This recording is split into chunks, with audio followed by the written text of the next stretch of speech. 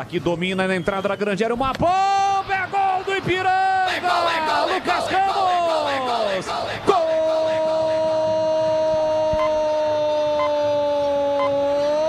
do Ipiranga! Lucas Ramos tem a 16 estampada na camisa, pra mim, na falha do Kaique França. É bem verdade que a bola veio cheia de curvas, mas o goleirão foi pra bola e a bola acabou entrando. O Ipiranga empata o jogo em 4 minutos. O Canarinho chega ao gol de empate. Ipiranga com Lucas Ramos, 22 minutos de segundo tempo, tá registrado. Guarani 2, Ipiranga também 2, Breno Beretta.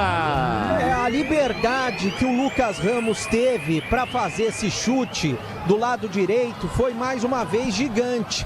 Ele olhou para o gol, estava ali do meio da rua, da intermediária, do canto esquerdo, melhor dizendo, né, da meia esquerda, e escolheu bater para o gol. O que ele fez? Ele deu uma de 3 dedos e a bola fez uma curva que acabou enganando o goleiro Kaique França e foi morrer no canto esquerdo do goleirão Bugrino. Uma falha da marcação do Guarani mais uma vez, colocando o Ipiranga na igualdade do placar. Isso não pode. Guarani que tinha o jogo nas mãos. Agora Ipiranga 2, Guarani também 2.